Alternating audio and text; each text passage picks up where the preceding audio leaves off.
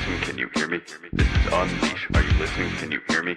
This is Unleash. Are you listening? Can you hear me? This is Unleash. Are you listening? Can you hear me? With your host, Brandon Tierney. In 3, 2, 1. What's going on, everybody? BT Unleashed on this Tuesday. Yeah, pretty interesting day yesterday, huh? Pretty interesting day yesterday. Hey, by the way, J-Rod, we got a little news today. What's up today? Yeah, we got a little news tonight. We got something going on tonight. Get this up on the screen. I'm excited about this.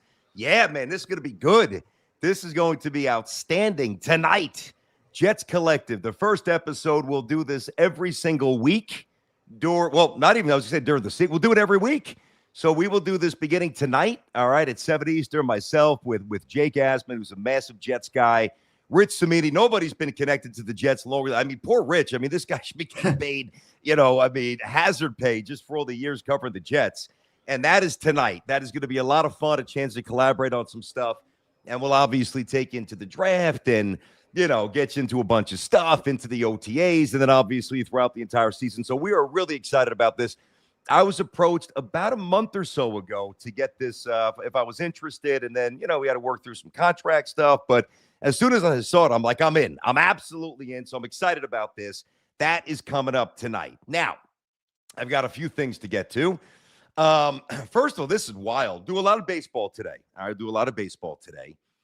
I don't know if you guys saw this, right? The get-in, Jay, check this out. The get-in pricing, meaning just to get into the arena coming up this weekend down in D.C., right, for St. John's and obviously Duke and UConn, et cetera. The East region, which is where St. John's will be, just to get in, the worst seat in the house is $500 to get in. Just to get in, right? Ridiculous. I know, it's crazy. And then in the South, it is $356, okay? And then in the Midwest, it's $274, and then in the West, it's $228. So the West, you pay $228 to get in. In the East, it's $500, which obviously speaks to, the magnitude of the coaches and the programs and the buzz and the excitement. So, I mean, I don't have to pay anything. I'm going to actually get paid to be there calling the game. I can't wait. There you go. Works out. You know what I'm saying, man? Each day we'll add a little more St. John's energy. We'll have a lot of fun with this. I cannot wait. I did see one wild. It's a big baseball day, but I want to give you a wild St. John's stat. And this is updated. So I remember giving this to you guys in the pregame show with Mink before Northern Iowa. Here's the updated version. All right. So St. John's has played five postseason basketball games, 3 in the Big East, and of course, Northern Iowa and Kansas, right? They have led of a possible 200 minutes. They have led 194 minutes and 25 seconds. And they trailed for 38 seconds in 5 games. That's dominance. That is straight wild. Up.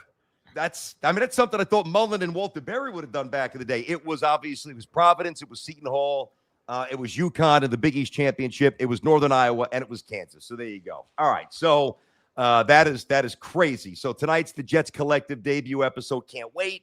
That's going to be an absolute blast. The ticket price is good luck. I know you guys are creative, and I know you guys will find a way to fend off those Duke fans and those UConn fans, and you guys will be in the building. Now, I'm going to get to a lot of baseball here.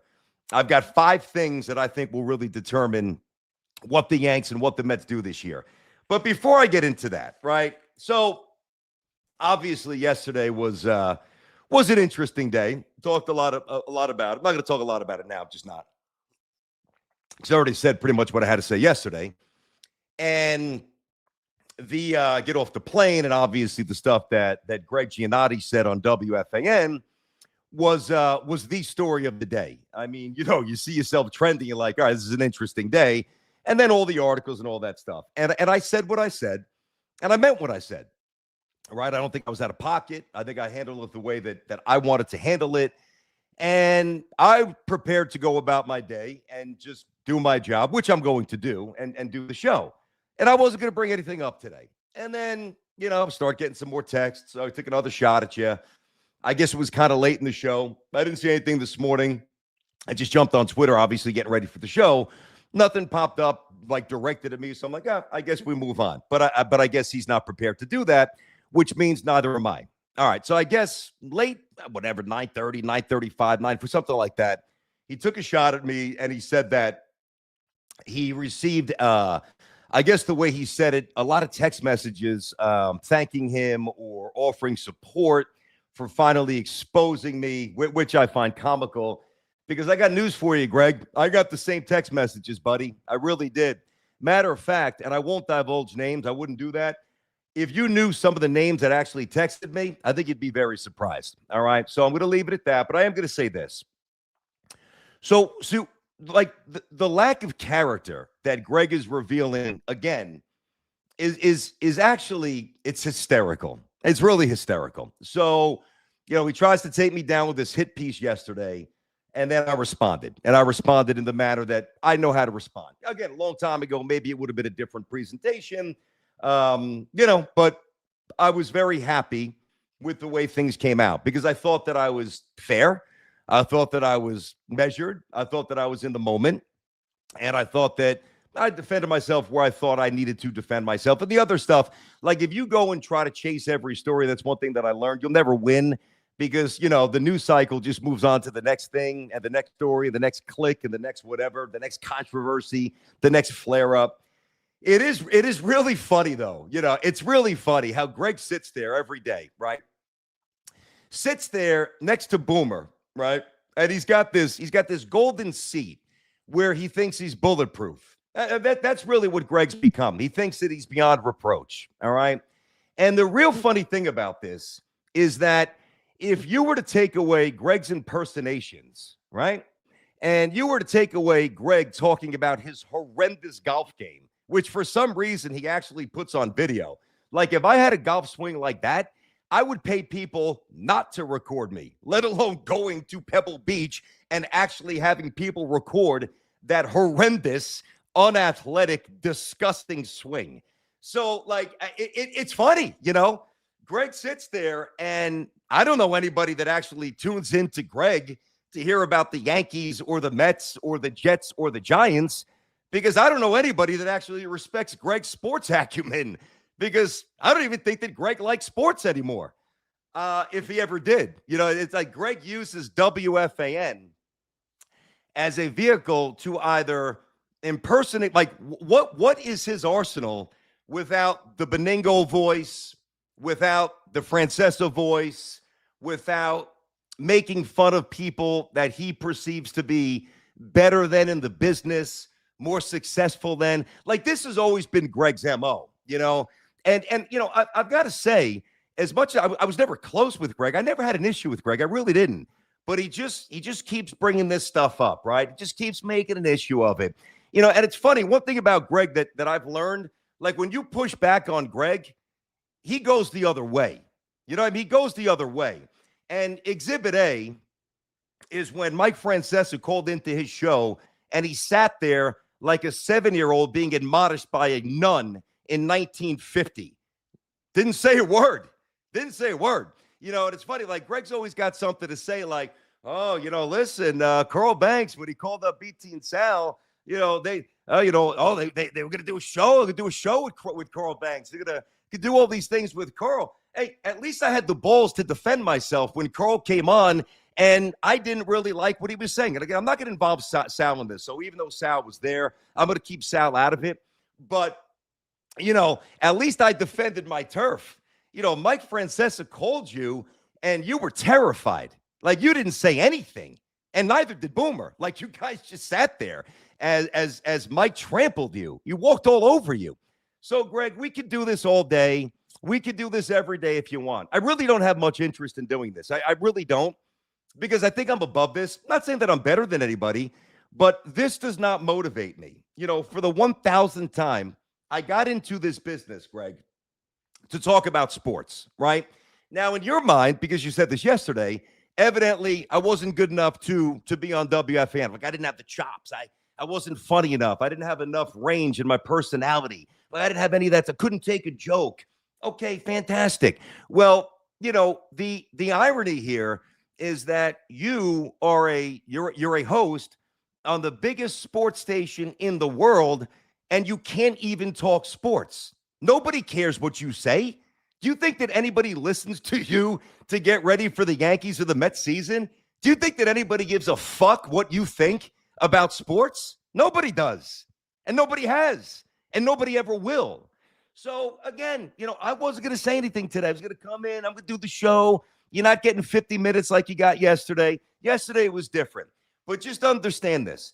The shots that he's taking at me, they are coming from somebody who is the most thin-skinned person in the business. When anybody takes a shot at Greg, now it's the end of the earth. But Greg's never had an issue taking jabs at everybody. And I mean everybody at the station.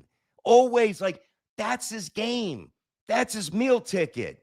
If you can't make fun of Joe B, and now if you can't make fun of me, and you can't make fun of Mike, what are you doing? Because nobody cares what you think about Sean Manaea's dip in velocity. Nobody. And nobody ever will. Nobody cares what you think about St. John's, and nobody ever will. So that's where we're at, man. That's really where we're at. And the funny thing is, really, the amount of text that I got was overwhelming. It really was. But I wasn't even going to say that because I'm prepared to move on. And if you react to this tomorrow, then I'll react. I'll just keep going. I really will. I'll keep going, So you could keep having your little fun there. I've said it again. I've got a lot of love for a lot of people there. I truly do. I'm rooting for Sean. I'm rooting for Loogie, I've never had a problem with Boomer. Never had a problem with you till now, I like Evan. I love Tiki, I love Hurley. I love Olivero. All right, maybe a couple of people that I worked with, it was a little bit of a stylistic, clashing of styles. That's fine. That's the business. That is the business. And, luckily, as you made fun of my motivational speaking, do you think that anybody would pay you to stand in front of a room of executives and talk about, resilience and plowing through life? What do you do? Honestly, what do you do? Do you even watch games anymore? Do you care? I don't think that you do, because all of your content is everything about anything other than sports. So, that's the long and short of it. So keep up with the impersonations, keep up with the digs, keep up with the little slights and the little jabs. That is fine. It really doesn't. I don't give a shit what you think about me. I don't care. I care what my friends think about me, and I care what people who know me, really know me, know my character, and know how I'm willing to go the extra mile, and have for a lot of people in this business, many of whom who reached out to me yesterday, basically saying, wow, what an embarrassing take by Gio. And one more thing, for the record, the irony here, I mean, it's actually fucking hysterical. The irony here is that you reacted to me saying that you're a bad teammate, right? And also, for the record, I gave you a lot of credit for being a good teammate at times. I said that because I'm able to compartmentalize a little bit of a rift, but also kind of see the macro, see the big picture. And the guy who's on the air yesterday on the most powerful sports station in the world, right, espousing about how I'm a horrendous teammate. Okay, that's your interpretation, and that evidently is the interpretation of several others there. Fine. All right. I know the text I got. I know the relationships that I have in the business, at other stations, through decades of work. I know that. I live that. I feel it. All right. But the irony, the guy who's trying to lambaste me for being a bad teammate is the same guy who pranked a teammate and did not say anything for a year. And you wonder why I had a problem with that? Why do you think I had a problem with that? You didn't call me up and text me later on that day and say, dude, I got you. I was fucking around. I got you. And where I would have been like, good one. That's funny. Or at the end of the call, PT, you're a dope, man. How did you not figure out it was me? How did you not tell that was my voice? No, you didn't do that. You didn't do it the next day. You didn't do it the next week. You didn't do it the next month. You did it 1 year after I walked out of the radio station where I was not there, and you didn't come and say it to my face. You didn't say anything. You took an opportunity when St. John's was back in the tournament. Again, this goes back to the fact that you really have nothing of significance or substance to ever say about sports. So your way of talking about St. John's is to bring up something that you thought was hysterical last year, when anybody with common decency and common sense knows it was a snake below the board move, evidently, except you. Like, you're the only one. I didn't do anything wrong. Look in the mirror, bro. Look in the mirror.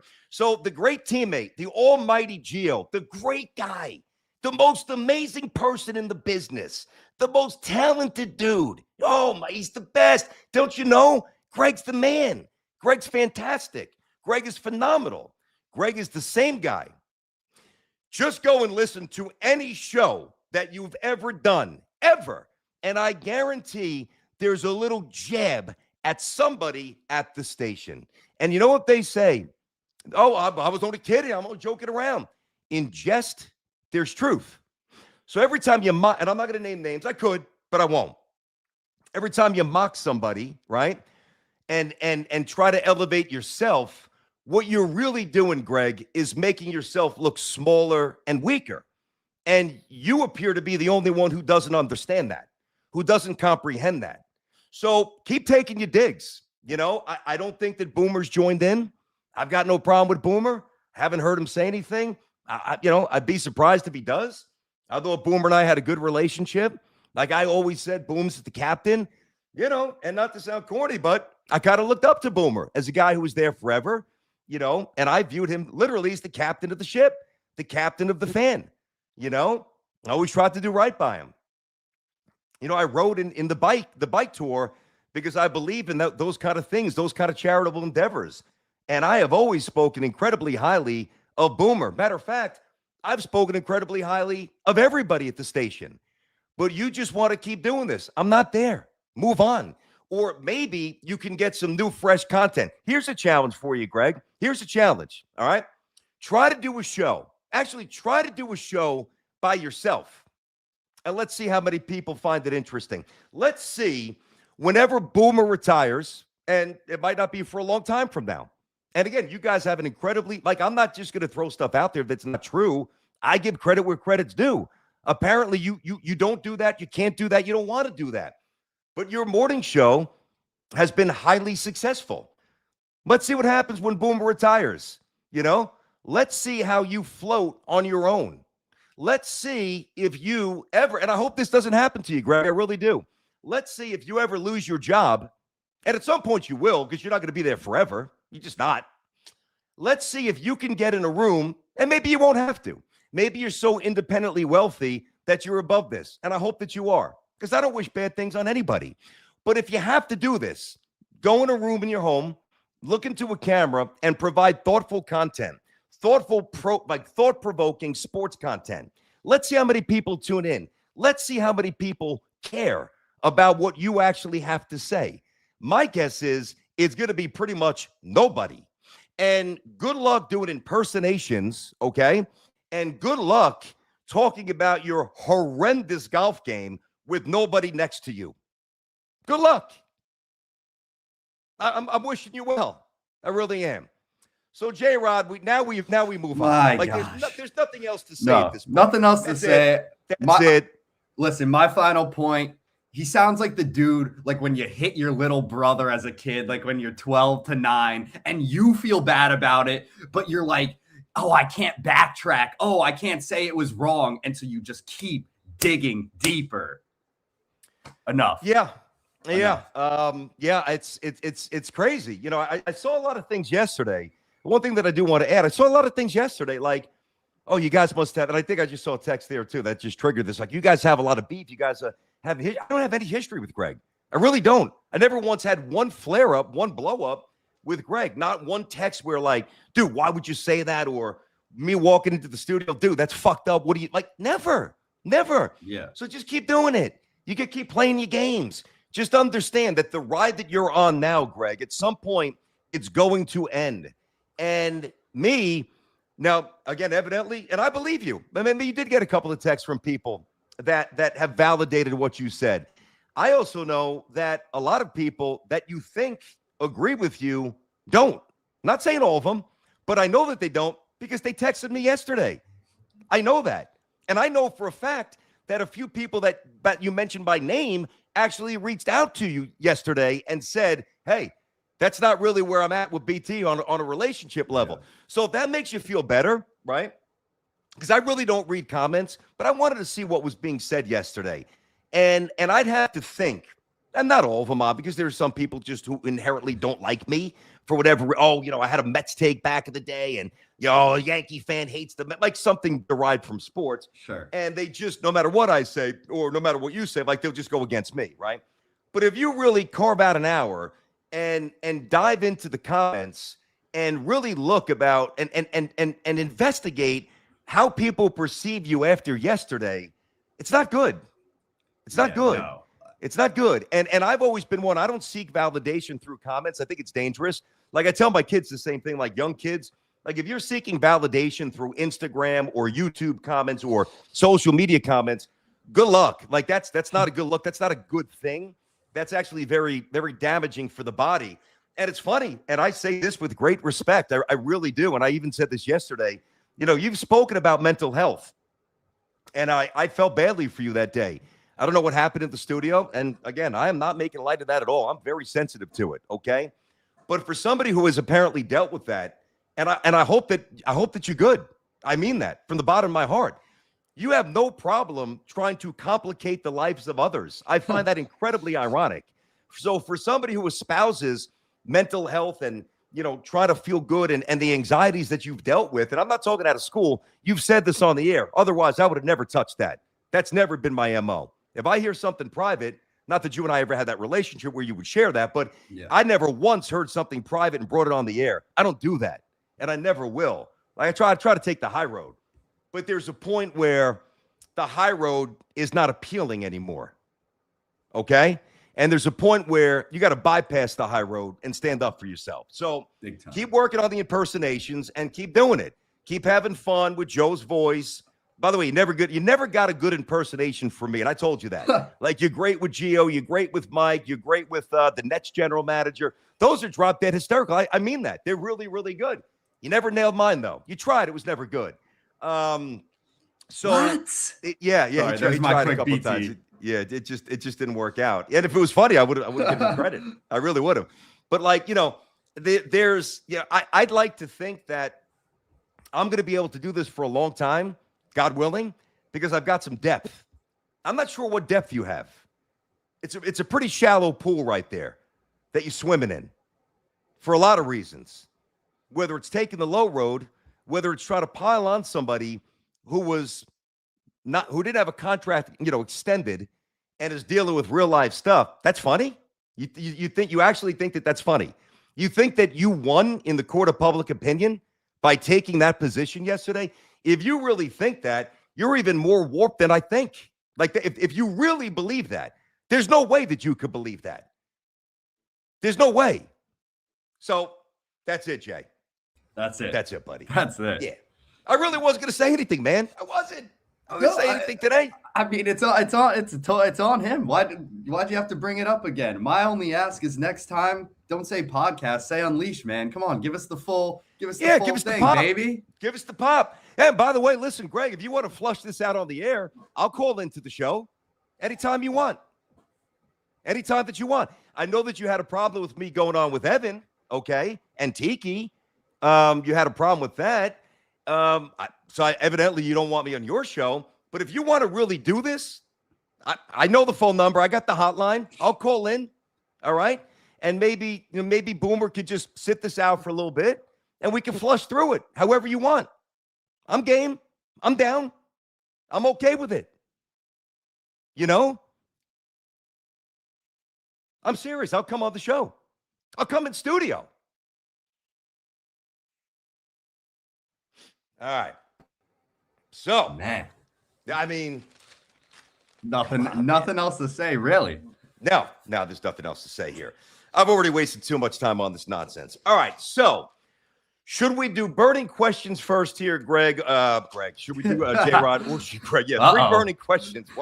Why suddenly BT and Gio are embroiled in this ridiculous infantile war? God Almighty. What should we do? Should we do the burning or should we do the Yanks of the Mets stuff? You tell me.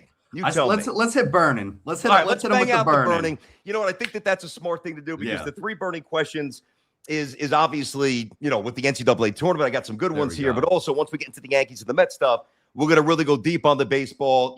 Again, I'm not letting this derail the content any longer. We do the show now. So with that being said, 3 burning questions. Let's get it up there, my man. Yeah, 3 burning questions brought to you by Sullivan Papain, one of New York's best personal injury law firms, according to U.S. News and World Report. As general counsel to the New York City Firefighters Union for more than 4 decades and the proud law firm partner of St. John's Athletics, Sullivan Papain is New York's teams fighting for New Yorkers for more than 100 years. Find Sullivan and Papain online at triallaw1.com. That is triallaw1.com. Remember the name, Sullivan Papain. All right, let's get it up. First burning question, and it all pertains to the NCAA tournament here. So, of the remaining 16 teams in the NCAA tournament, which team best takes on the Cinderella profile?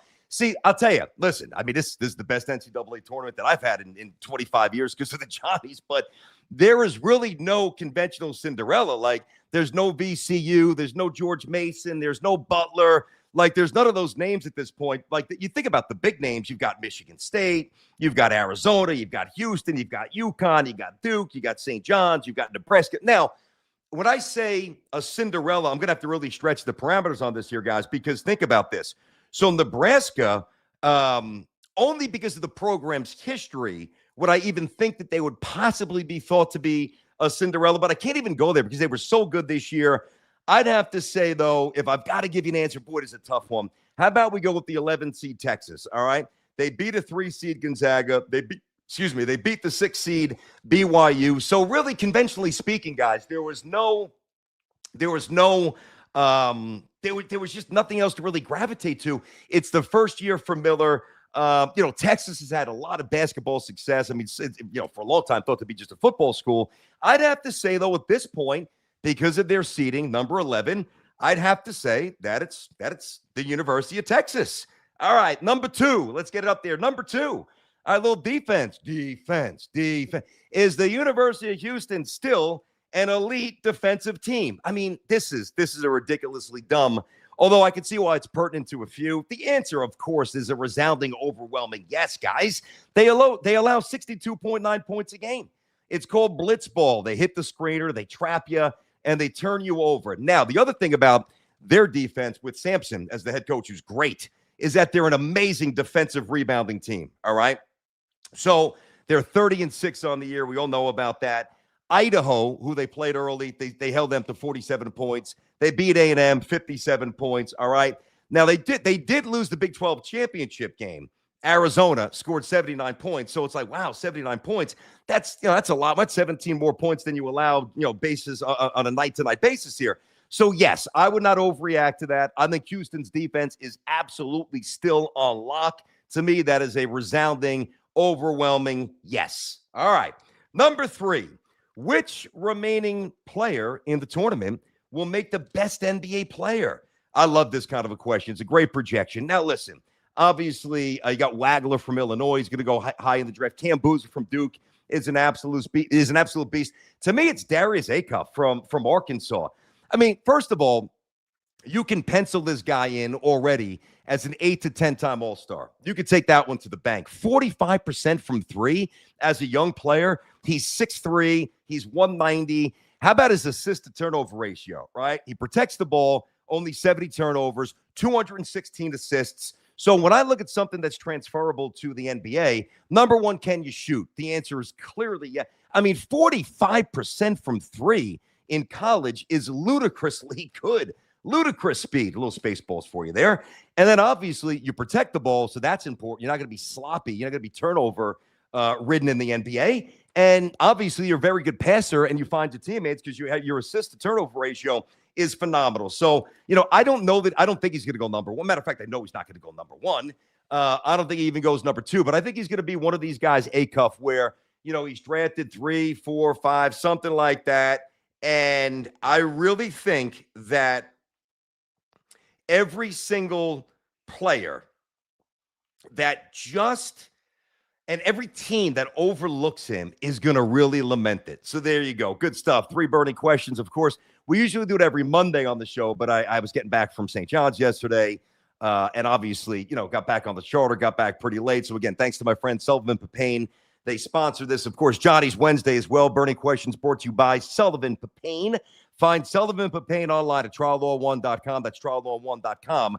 Remember the name, Sullivan Papain. All right. What else we got here? So, listen, I can't wait for this Yankee and Mets season. I cannot wait to talk baseball. I'm absolutely thrilled. I'm absolutely pumped. It's funny because a lot of the, whether it was the horrible stuff, we were pretty hot with the baseball content on this show for a while. Like when I launched on December 22nd, I mean, obviously, that was just kind of connecting the dots and, moving on from WFAN, although apparently I'm not allowed to. So it was a lot of that stuff, the first show. And then we were a lot of Knicks early. And then, still wrapping up the Jets and the Giants awful season. Would Glenn be fired? What was going to happen with the Giants staff and all that? And then the Giants hired Harbaugh. And then like baseball free agency. And then baseball took the hiatus. And I'll tell you, I miss talking baseball. So it is officially baseball season. I can't stand that these games aren't going to be on conventional TV where you won't hear Michael Kay, you won't hear Gary Cohen, which is criminal. I mean, it's absolutely criminal that you can't flip on Yes and SNY and watch this. I mean, what are we doing here? It's a product at the time, so I get it. But I came up with 5 items, all right? No fancy graphics. We're just talking shop. You guys want to chime in with the comments, with the text, everything. Obviously, we'll get that going as well. I got 5 things for the Yankees that I think will define their season, and I've got 5 things for the Mets that I think will define theirs. So, J-Rod, I will use your great producer influence here. Should I start with the Yanks or should I start with the Mets? You tell me. Okay, I say start with the Mets.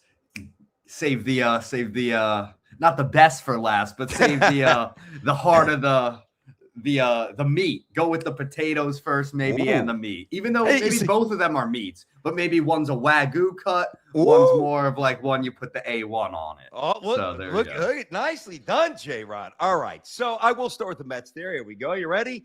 Let's start with the Mets. That's the Yankee theme. All right, so I'll go in descending order. Number 5, right? Will Devin Williams be an all-star this year? Like, to me, the question shouldn't be, will Devin Williams be good? Will Devin Williams be fine? Is Devin Williams going to be, a rock star with his second time in New York here? All those things are interesting. Listen, I don't think that Devin Williams is going to struggle because he can't handle the New York stage. I don't think that at all. Because I think if that was the case, he would not have recovered after that horrendous, hellacious start when his ERA was over 6 in April here in the Boo Birds and losing his closer spot for the Yankees. But the reason I'm very specific about will he be an all-star, because that's what he was before he came to the Yankees. Like, so I don't think he can have an ERA. Like, he can have a good season. Let's say he's ERA 3.01, 37 saves, whip, 1.19. Like those are fine numbers, but that's not who Devin Williams was before he became a Yankee. Devin Williams was 1.93, 1.53, 1.25. Now, last year, obviously, statistically, that's an aberration with a 4.79 ERA. We know that. But I think that for the Mets, just to be on course to have the season that Met fans want them to have, and really the season that I think that they could have, he's got to be an all-star. Like, Edwin Diaz could be an all-star as well. But, like, you can't have what Edwin Diaz did for the back of the Mets bullpen for those couple of years, right? As one thing, like as an A+, arguably, and for some inarguably, the best closer in baseball, and then Devin Williams be like a B- or even a B closer. That's not going to cut it. So when I think about Devin Williams and the Mets here, big picture totality, will Devin Williams be an all-star? I think that, I don't know, but I think that it's paramount that he is. I think it's probably more likely yes than no. I know he's experimented on some pitches during the spring. The first pitch he threw was a home run in late February, whatever. I don't overreact to that nonsense. He's feeling things out. He's trying to figure things out. But to me, that is a really, really important question. That's number 5. Number 4, is Francisco Alvarez really, truly ready to take off? I mean, you think about his plight. Now, a lot of it's been because he's been injury prone. And, ultimately, if that's the case, that becomes who you are, unfortunately. But I do think that like it's time to figure it out or get off the pot at this point here, because it's going in the wrong direction for Alvarez, whether it's been directly attributable to all of the injuries, which I know is a big part of these. Had hand injuries, some leg injuries, but you think about how it started, and I don't mean when he was first called up in 2022, when the Mets put him in the most unwinnable, unenviable position that you could possibly put a young man. Hey, let's say, what do we got here? Bases loaded, big situation against the Braves. Put the kid up there, see how he does. I mean, talk about setting somebody up for failure. Jeez. Can you play him against the Pirates? Can you give him a few at-bats in front of 12,000 people and let him get acclimated to playing in the bigs? They didn't do that. I thought it was a misstep, but that's not why he's here. He's here because he's not healthy, all right?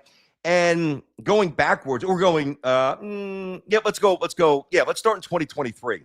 Number one prospect, all right, in baseball, not just for the Mets, 123 games. All right, showed some power, and a lot of the hype was justified. Maybe not all of it, but certainly you felt pretty good about Alvarez, right? And then in 2024, he played 100 games. And then in 2025, he played 78. So, it's going in the wrong direction. I understand that. But if Francisco Alvarez is truly ready to take off here, that obviously does different. Number one, the bottom third of the Mets order becomes even more stable. Yeah, and you'd like to think that at some point Alvarez is going to be able to ascend. He's never going to be a 2-hitter, I don't think, or a 3 or a 4.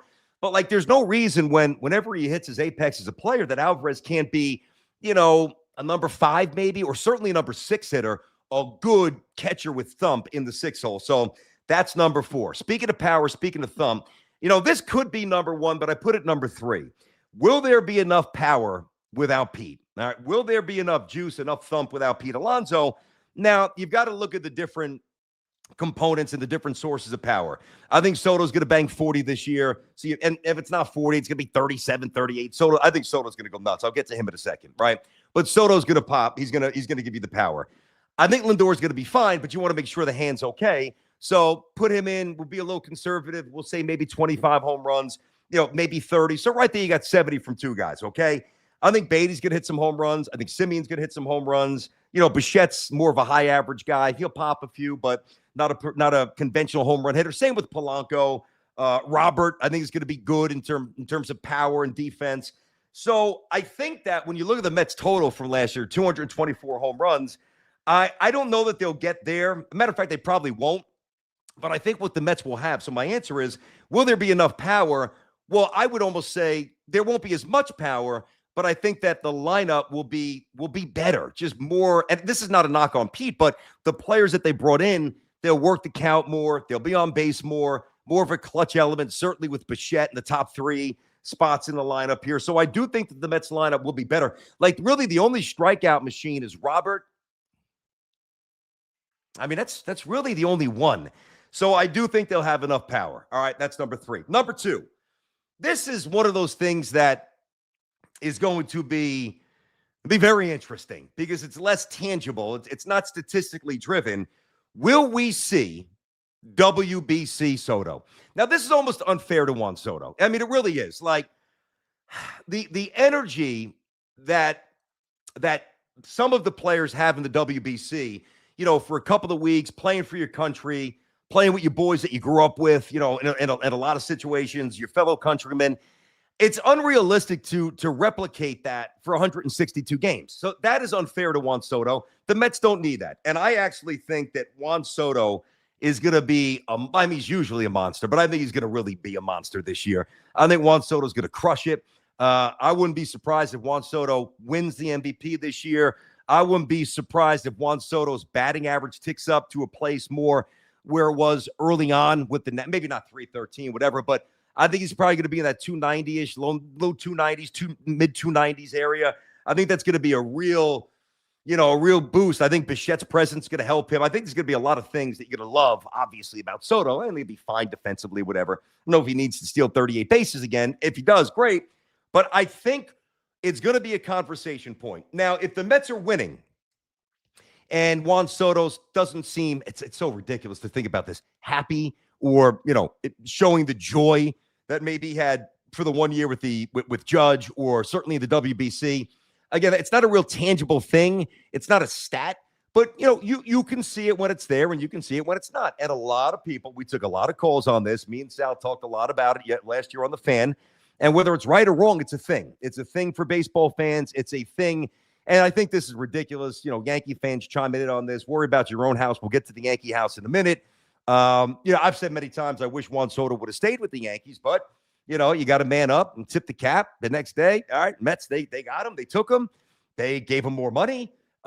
They made some concessions. He wanted to be a Met. And now he's going to have to, be productive and be happy and ultimately win as a Met and get to the playoffs and, do that on a consistent basis. Otherwise, Met fans are going to get tired of just saying, we took Juan Soto for the Yankees. So it's not about statistical accomplishments or MVP stuff or place in the game. Juan Soto is an absolute monster. But are we going to see the joy? And again, I don't get too wrapped up in that, but I do find it interesting. Like, it's such a polar opposite. All business with the Mets and then all business and this unbridled enthusiasm, for the WBC and the DR. So we'll see. All right, number one. Who's the number 3 pitcher behind Peralta and McClain? Now, I don't need this answer. I literally know the rotation to start the year here, and that Manaea is going to be coming out of the bullpen. I don't need that answered now. I don't think it's very significant right now. I don't think it matters in April. I think we make so much of this, like who started. Nestor Cortez started a couple of years ago when the Yankees went to the World Series. He started opening day. And then how did he do in the World Series? He gave up a bomb, a grand slam to Freddie Freeman when Boone, my boy, but foolishly used him in that spot. Come on. So it doesn't really matter. Like the days of and I used to feed into this as well, like the symbolism of the opening day pitcher. When I was growing up, it was like Ron Guidry in the 80s, not 70s, in the 80s, and Dwight Gooden for the Mets taking the baseball, Garrett Cole when he's healthy, CC, guys like Tom Seaver back in the day. There was symbolism. There was just something, opening day starter. There was cachet. Now it's more about, all right, whose turn is it? How ready are they? How are we going to manipulate off day? So I'm not even talking about the opening series. I'm really not. I'm talking about when the Mets get to August, okay? When the Mets get to August and they're making a move and they're in the mix, which I believe that they will, like where's the middle of the Mets rotation? I don't think it's going to be Manaea at all. Like, I think that Sean Manaea, I think there's a lot to worry about. I do. Now, the good thing is, forget about the contract extension. Cohen's got the money. I think it would be more problematic if they didn't have the depth that they have. All right. I like Peterson, but I don't think it's going to be Peterson. He'll be fine. I've defended Peterson. I think he's going to be fine, but he's not my answer. I don't think it's going to be Clay Holmes, who was good. Really the only one who pitched well in that series in Miami last year. And he did a nice job transitioning and probably will be even better this year, more acclimated to the role. I think that the guy is going to be Kodai Senga. I really do. And I know that's either a very unpopular pick for some, but I know the stuff is there. And I also know he's a very fragile, very interesting person in the sense that, he really doesn't connect to the Met fan. And I remember Sal saying this, and he was right. Like, it would have bothered me too. Like, he's one of these guys, he's almost like a laboratory athlete. He's like a test tube athlete. Everything's got to be perfect. Like, all right, need the extra rest. All right, the pitch count has to be absolutely perfect. And I thought Ron Darling was on the money when he said early in spring training, he's like, hey, basically said, it's time for this guy to assimilate. I mean, you didn't just come over from Japan. You've been here a couple of years. Get with the program, buddy. You're not that good. Like the days of, speaking about the Mets, the days of us manipulating the rotation just for you, it's over. It's a wrap, buddy. Like, we're not doing that anymore for you.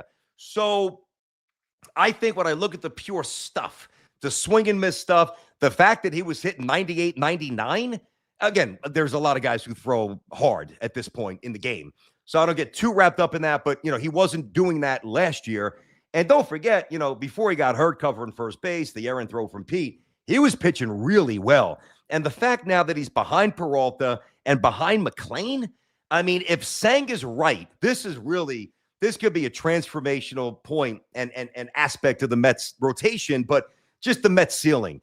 Peralta, phenomenal signing. if he's not an A+ ace, he's an A-. Like he's about as close as you can without being like he's not a Skeens or a Scooble. I don't think he's even Garrett Cole before Garrett Cole got hurt. I think he could be close to Max Fried. I think those guys are pretty close. So I think you've got an ace. I think McClain eventually is going to be the best pitcher on the staff, and he's going to be one of the 3 or 4 best pitchers in baseball. I love Nolan McClain. So if you've got those two guys taking the ball every couple of days, and now it's set. Now you'd love to have that lefty Peterson kind of break things up. There's baseball reasons where he doesn't necessarily need to be the 3, but I say that more like the symbolic structuring of a rotation going into the postseason. Like if Stanga's really dealing the way that I think that he will, I think it's going to be really, really good for the Mets. So those are my 5 big. And there's other questions too, but those are my 5 big questions for the Mets. Again, number 5, will Devin Williams be an all-star? Number 4, is Alvarez really finally ready to take off and, play 130 games and, hit consistently and be a workhorse back there and really deliver on the talent that we've all seen? Number 3, will there be enough power without Pete? Number 2, will we see WBC energy Soto? And of course, number 1, who's behind Peralta and McClain in the rotation? All right. Now, Lindor may start to regress, huh? City Moons can see him dropping to 4 or 5 in the lineup, and Benj or Bichette taking over leadoff. Yeah, I'm looking forward to watching Benj play. I mean, he is assimilated very, very well. He is a plus defender. I'm really looking forward to watching him. And it's a good situation where, you don't need him in the top of the order. You could bury him in the bottom third. I would imagine he's batting 9th on opening day. You're going to have a ton of pop and a lot of guys who like Robert can run. Robert's got power. Bichette's an on-base machine, clutch. Soto. Lindor's obviously really good. Simeon's a pro. Polanco's a pro.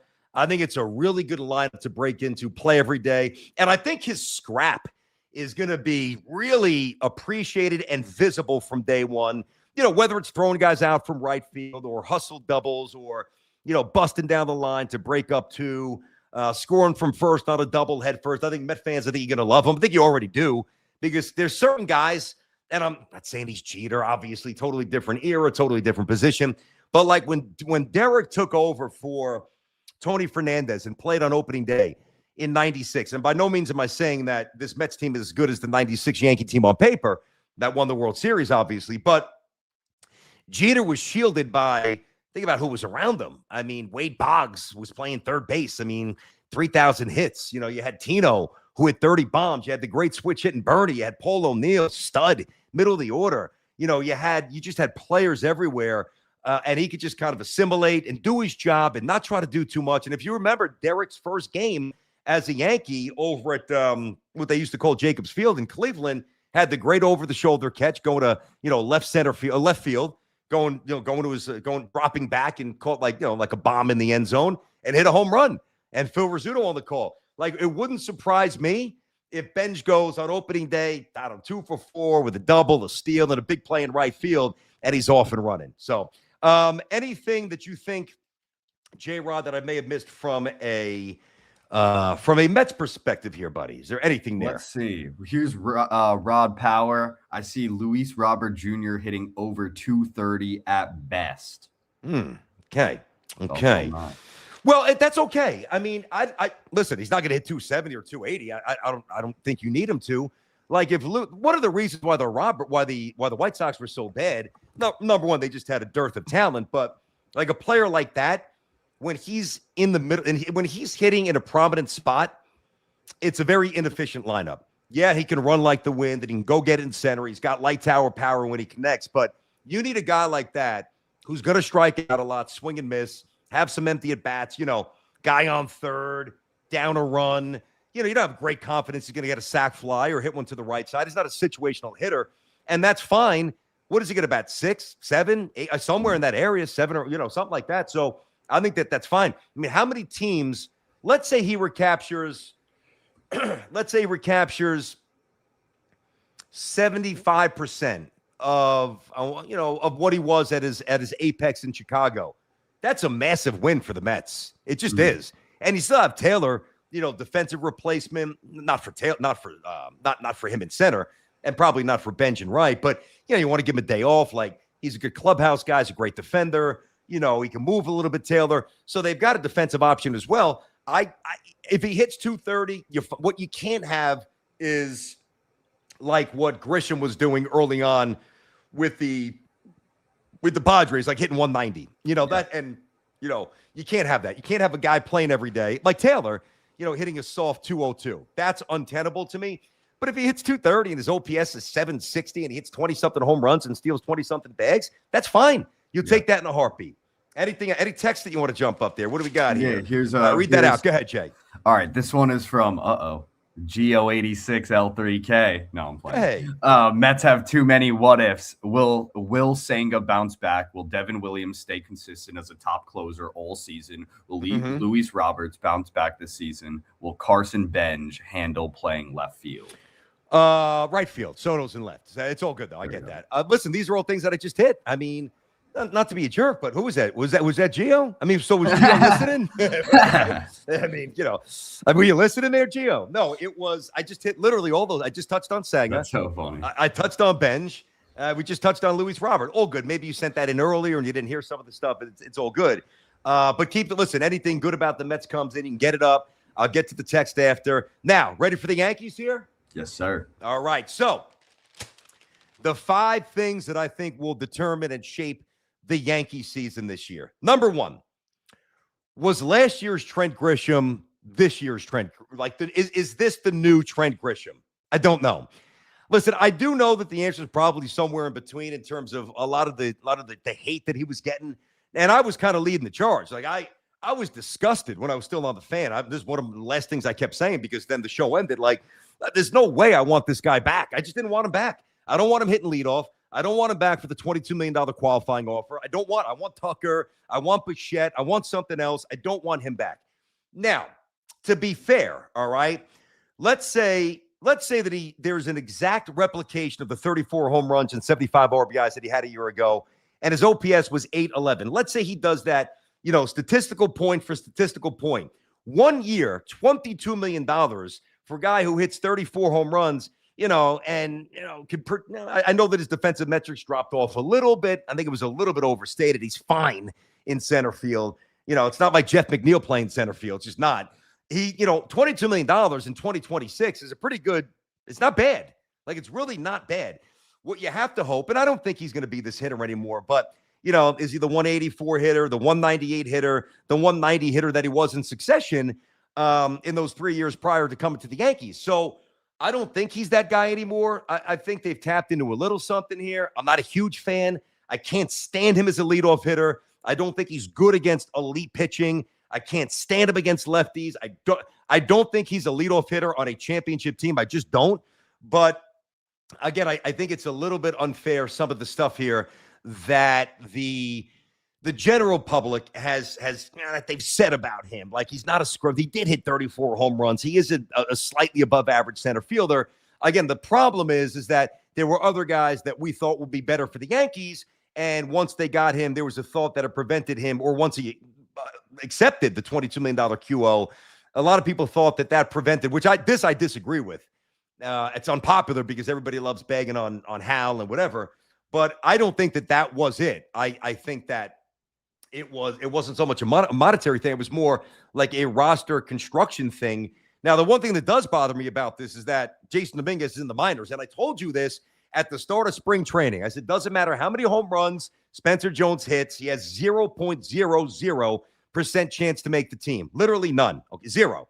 I also said that the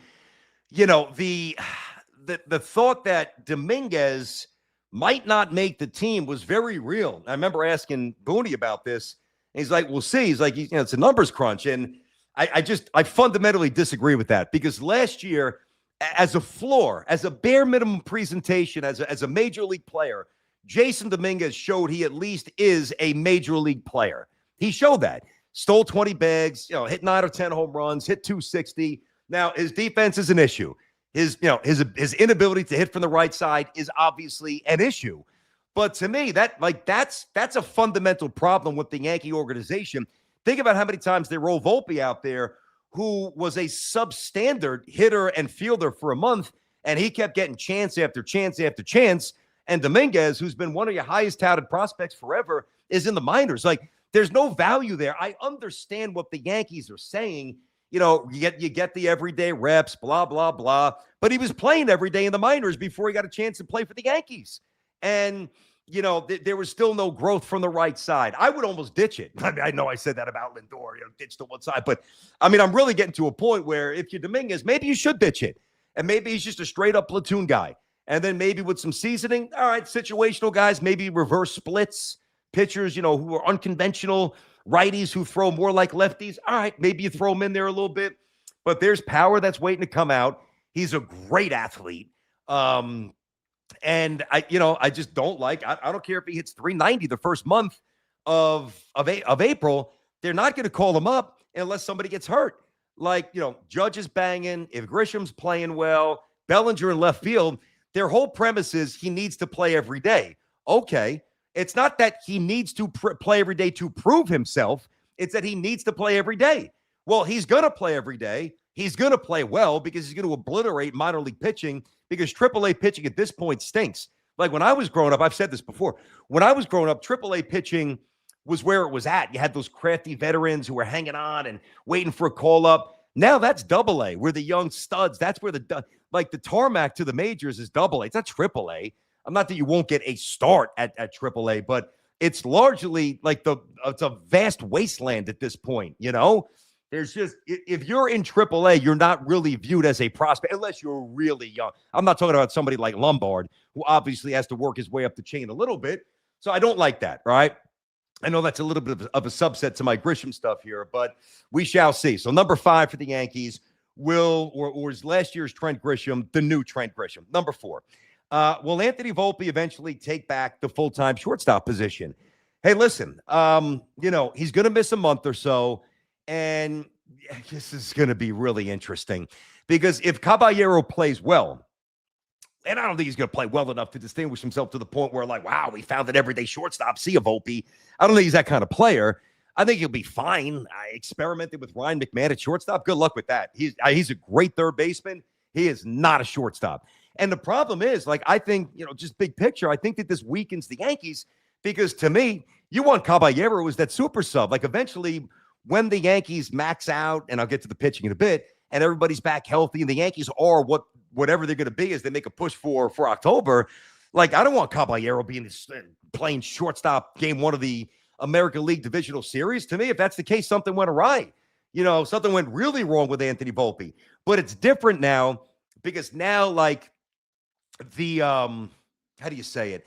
Last year, because he won the Gold Glove as a rookie, and there were enough things 20-plus home run power, stole some bases.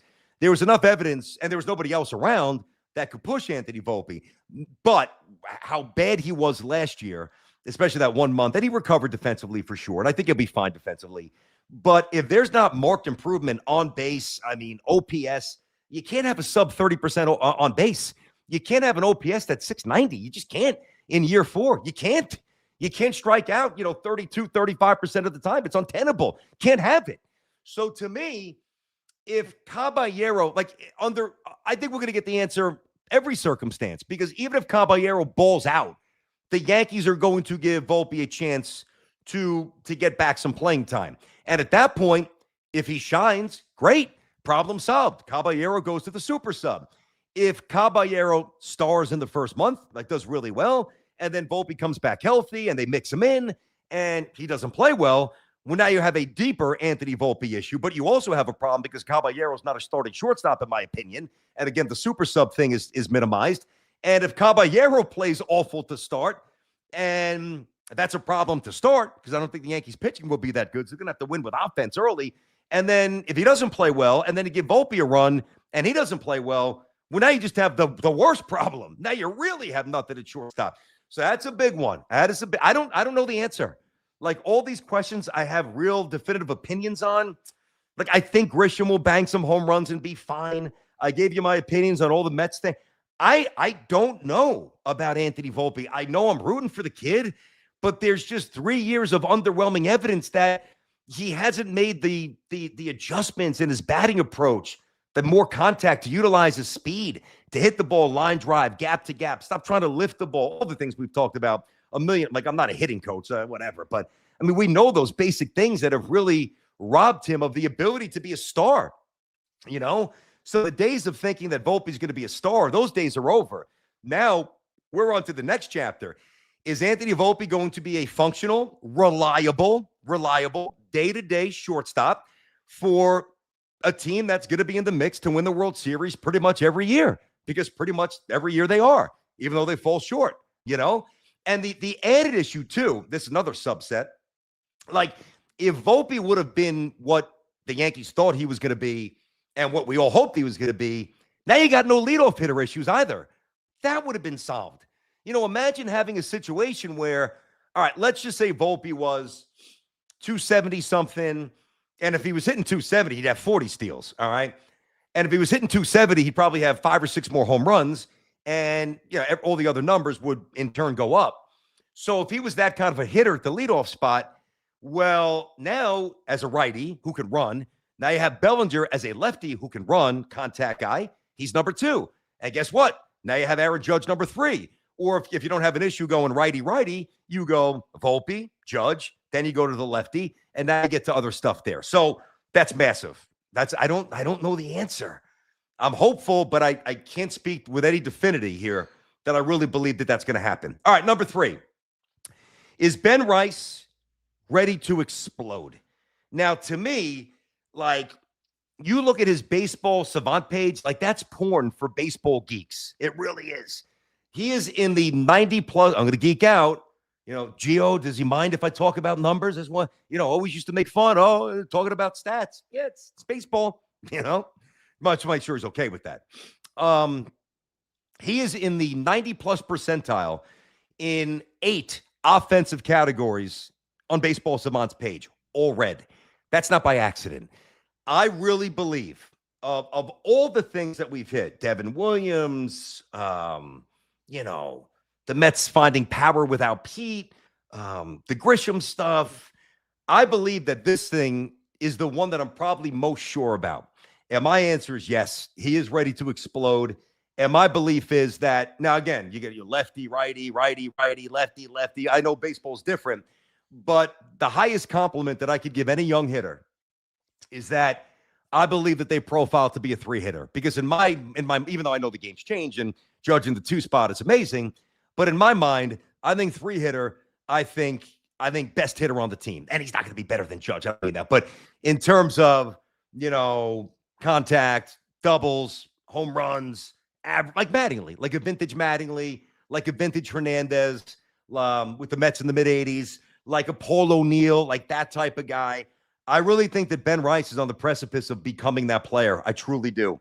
So that's the answer. I say that with great confidence. I think Ben Rice is going to be an absolute machine this year. And the Yankees absolutely believe that as well. I'm curious where he hits. I know you got to work in. So like this, where like he's probably going to hit 5th.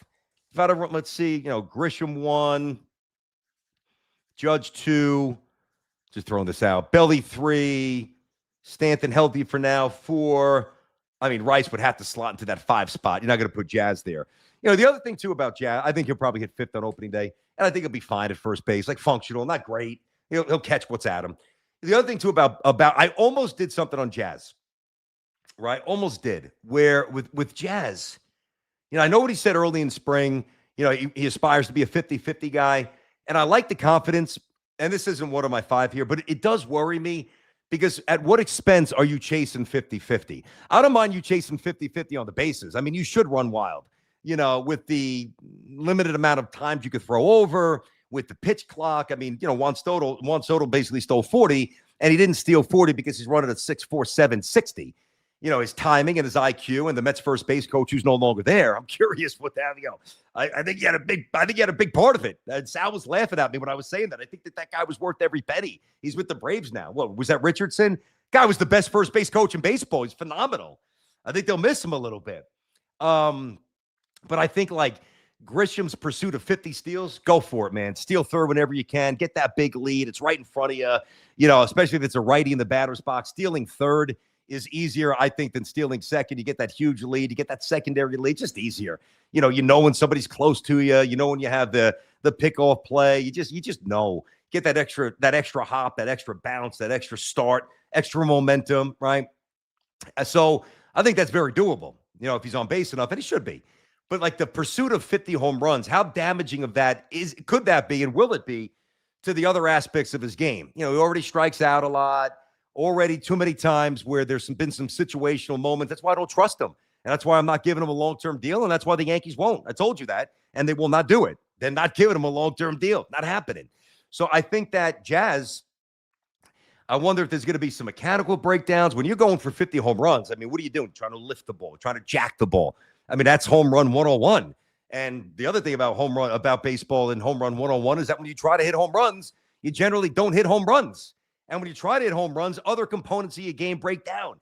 So that's a little subset. All right, number 2. This one's really important here because this is no longer the days where like the Red Sox are a mess and the Orioles are a doormat and Toronto's half a joke, like an 81-win team. Toronto punked you last year, and Toronto got better this offseason. And Toronto doesn't fear you at all. And right now, until proven otherwise, Toronto's better than you because Toronto punked you in the regular season, and Toronto punked you in the playoffs there. Toronto is the better team. So the question is this. Can the Yankees' makeshift staff, can it keep them afloat for the first 2 months of the season? Now, listen, I mean, it would take a colossal implosion. Wow. Like, I don't think the Yanks are starting 11-19. I mean, there's something with 13-22. I don't think that that's going to happen. But if they're languishing and they're 2 games over 500, which I think is very plausible, a game or 2 under 500, which I also think is very plausible. And if they are in that territory, well, you'd have to think a lot of it's derived from a lack of quality starting pitching to start. And when you get that in April and May, as Rodon's coming back, and then after that, as Garrett Cole's working his way back, what residual damage is happening to the bullpen downstream? I mean, the Yankees are going to have to win games early to stay afloat with their offense. Like, I know that the Yankees usually start well and then they hit that midsummer swoon and then they regenerate and whatever. I don't think the Yankees are going to go flying out of the shot. I'm not saying they're going to, listen, I mean, I'm not saying they're not going to win 2 out of 3 against the Giants, but like this thought that the Yankees will be, 13-5 or 14-6 or 9-2. I just don't see it. I don't. Even if Judge is absolutely on point and carries them, so you got Max Fried, who I love. You got Cam Schlittler, who I love. Like, he's the Yankees version of McClain. Real deal. Phenomenal. Can't wait to see him pitch. Really excited about that. I like Will Warren. I do. I don't love him right now as the number. Let's see. He would be number 3 to start. And, if you look at some of his starts last year, some of his stats last year, I think that one of the issues was, if you were to, and you can't do this because I'm sure you could say this about a lot of players, but he really had 2 or 3 starts that really jaded his numbers. Will Warren was actually pretty reliable. One start against the Red Sox. I don't even know if he got an out. I'd have to double check that box score. Hey, J-Rod, do me a favor, buddy. Go to, just type in, I know I'm still assisting you on the roadmap to statistical endeavors here. We'll train him. The young buck's going to be a star. Do me a favor. Just type in Will Warren's game log. That's what you need to type in. And then it's going to pop up, and then you'll see every start that he's made. And find the Boston start. It was either 1/3 of an inning. It was fairly early-ish, mid-ish in the season. Is it like this 6-4 loss against the Red Sox on September 14th? No, yeah, like that, but it was earlier in the season. It wasn't in September. Okay. It was way before. It was one of the first, not one of the first, but I think it was early. They would just, pop that up full page. Right. Would it have been? It may have been in May 6th. Okay. Go ahead, June. Go ahead. What was the score? There was June 6th. It was 9-6. Yankees win versus the Sox. What was his line that game? Let's see. Okay, so now this is where you're gonna help me. Is it just all these numbers right here? Just go down the line, basically. All right, go ahead. Just you hit it. Come on. What do you got? Give me the 5.1. There's 3 under what? Nope. When you say the innings, I'm just going to say no to keep it moving. No. Oh, I see. Okay. Wait. Oh, you got it. Sorry. Yo, it's Unleash okay. Fam, forgive me. I've got to go under the actual game itself. Yeah, but you should be able to. I'm 10 seconds away from doing this myself here. Got it. All right. First inning. 5. No. 2. Maybe. Who was that against? Let's see. Yeah, dude, you gotta help me here, man. I got you, buddy. I got you. You gotta help me out I here, got man. you. I got you. This is one of the differences not having a partner. So as Sal's talking, it's all good though. As Sal's talking, I could have looked game log. Will Warren, we're gonna teach you. I'm gonna actually teach you this, man. J Rod's give the me man. this. So no J Rod slander on this. He's hustling. He's doing his thing. I'm proud of him, and he's a foxhole guy. All right, game log. Let's go back to. So I'm going through. I got this right here. I got you. All right, so it's not September. Should be popping up here. Yeah. Oh, maybe it was the Dodgers game. Maybe I was saying Red Sox. Wait. This is you're saying riveting. the Sox. No, I got it. All right. So there was one game against the Dodgers on May 31st. He went 1 1/3, gave up 6 hits, 7 runs, all earned. That obviously is going to damage the final. I thought there was a Red Sox start in there too. Maybe I was off on that. My bad. Because and then he had another one against Tampa. No, that was a short one. Whatever. 4.2. No, all right. Maybe that was it. And either way, that was one that really, yeah, I think that was it. Yeah, that really it's Dodgers the 31st. Yep, May 31st. So that's not going into the radio or the Content Hall of Fame. That's for sure. Neither one of us there. I'm joining the party, tripping all over myself. Hey, we'll edit it in post. But again, make that as a short. Yeah, that'll attract a lot of eyeballs to the show. In totality here, his strikeouts, I think he led rookies in strikeouts. I really do. He's either first or second. So again, he had that one horrendous start. And again, you can't delete that because he got pounded by the Dodgers. It did happen. But again, in large part, broad brush, he was reliable. But again, this goes back to the question, can this makeshift Yankee staff for the first couple of months of the season, can it carry them and keep them afloat? Like, you're not going to win. No, there's an old adage, and I believe in this. You're not going to win, the World Series or division in April or May. And, most years you won't even lose it. But in this particular division, it probably comes as close to you could flush that down the chute early if you aren't on point and you do get off to a rough start there. So, and then you throw in, Ryan Weathers. I don't know what to expect. I know that the Yankees throws hard. He's a lefty. He had a lot of injuries. He's up and down in the spring. All right. Now, the Yankees are usually pretty good at these kind of moves. This isn't really in the margins. He does have really good stuff, but he's been hurt a lot, right? And this is something that Cashman's been outstanding at. A Cashman compliment. It's true. He's pretty good at this stuff. And the Yankees have, now Luis Gil's not starting, as we know, but they've got 4 off days in the first 13 days of the season. So, like many teams, they can manipulate this. You don't need Luis Gil right away. He didn't pitch well. I know his last start was good. Didn't pitch well in the spring. Yankees didn't feel confident with him. Didn't pitch well against Toronto. I'm not a Luis Gil believer at this point. I think he's flaming out. I hope I'm wrong. But that's number 2. Can this staff early on, before Rodon comes back, late April, maybe early May, before Garrett Cole comes back, knock on wood, no interruptions. Now, we get to number 1 here. Will Garrett Cole eventually return to being Garrett Cole? And I believe that he will. And now I don't believe he needs to be that guy in June or in July. I've said this a couple of times here, but it's been a while since we really talked shop with baseball. I think the Yankees have a chance, a really good chance, to have the best staff by far in baseball. And I know the Dodgers have a good staff, and I know that the Red Sox have a good staff. And the Mets, like if Sanga's on point, certainly look at Peralta, McClain. The Mets have some very interesting, 3rd and 4th guys, and certainly strength in numbers. Peterson, there's a couple of teams that are going to have really good pitching, you would think, right?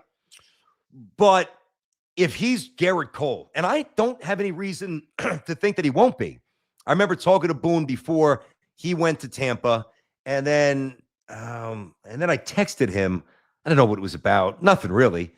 And I think just checking in how's camp going. He called me, and we were on the phone for about 40 minutes. This was like a week into camp. Oh, what was it? There was something on social media, and they thought that they read Aaron's lips in a bullpen session.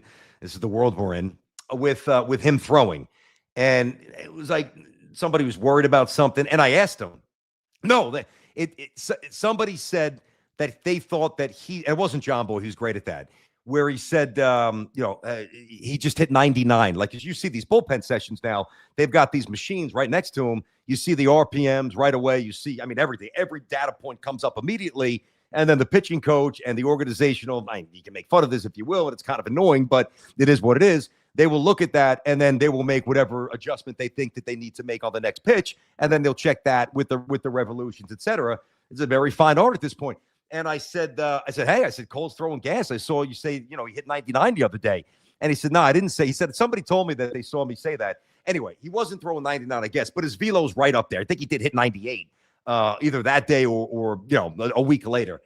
But if Gerrit Cole, and I don't care if he starts out like 2-3, with a 4.72 ERA, and instead of, averaging 9 or 10 strikeouts per 9 and a whip that's barely over 1, even if the strikeouts are like 7-something and the whip is really high, like whatever it might be, then I don't even care about that. If Gerrit Cole is right during the stretch run, and like the Yankees aren't buried early on, and Judge is healthy and banging, winning another MVP, and Rice takes off, and the other components they need to do, what they need to do, and the Yankees are a good team, but not a great team, well, then I think they'll have a chance to be a great team. And when you're a great team, you've got a chance to be a World Series team by extension, by trotting out that rotation in succession, whatever order you want to throw out. Again, there's other variables too. Like, part of my belief and my conviction in saying that it's a possibility is that I believe Schlittler will continue to evolve and be that guy, like lights out, So if you've got Fried, Cole, and Schlittler, 1, 2, 3 in the rotation, and you're getting to a point where, Carlos Rodon is your number 4, and let's say either Weathers hits or Warren takes a step forward, or Clark Schmidt when he comes back in, or August, or one of these flamethrowers, bullpen minors, I don't know, whomever. I don't know. Like, it's and you won't even need that 5th guy. He'll be in the bullpen in the postseason. So that to me is really, really exciting. And there we go. 5 questions for the Yanks, 5 questions for the Mets. All right, now, J-Rod, let's have a little intervention here for a moment, buddy. We need one. We need something. Let me ask you a question. So why is it so hard to find the stats? Let's walk through this, and let me help you through this. Okay, so I pull it up. I pull up the game log, and I just genuinely. All right. So when you're asking me first the question, who was it against? What do you mean by that? When you ask me, so I go through the first inning, and I go, okay, he had 4 runs were let up, and then you go, who is it against? How do I search that up? Okay, so that's why. So what you do is you do a general search, right? So if you just Google whatever engine you want, I would advise Google. It's pretty fast. It's pretty good. It's pretty accurate. I don't know if you're not doing Ask Jeeves, are you? You don't even know what that is, do you? No, not at all. Oh my God, yeah, you got to be an old head to know that one. Ask Jeeves. I think the guy was like a butler. I think that their image was like a butler, and holding like a tray of whatever, like the butler. Oh, here's your food, sir. And like you lift off the silver cover, and it's like, filet mignon or caviar or whatever it might be. Yeah, and like basically the imagery was about him kind of lifting up the that little thing and giving you the digital answer. And it was actually pretty good. That was also 20 years ago. So we're not doing Ask Jeeves. So go to Google and like whatever, just say based on what I asked you, Will Warren's game log, and you'll see 9,000 things pop up. Yeah. Once, just say ESPN, Baseball Reference, like Fangraphs, Savant, everything will pop up. CBSSports.com. Just go to ESPN. Sure. And whatever clicks up specific to him, click on that. Now you have the full page. Yep. Now, okay. Here's the problem. You're using the phone, and the phone is problematic to me too. Really? Like when I'm looking up, say if I want to get something quick, say if I'm having say if I'm sitting by the fire pit, right? And I'm having a couple of drinks, hanging out with my buddies, whatever, and something comes up like an old hitter. I'm like, I don't know. I don't know if he really did that back then, or if somebody challenges me on something. Like, I'm not going to bring my laptop out at 11 o'clock at night by the fire pit. All right, bust out or about a movie, whatever it might be, or an actress, I don't know, or a song, but specific to sports, it's condensed. So you'll just see, like if I say pull up Aaron Judge, I know Judge's stats, but pull up Judge's stats, you'll just see like average home runs RBI. You won't get into now. If you go to like Baseball Reference or Baseball Savant or Fangraphs, you'll get that deep dive, more visually appealing, more all-encompassing. It's just a condensed version. So I think you're making it harder on yourself with the usage of the phone. Okay, so now I've got it pulled up on the laptop.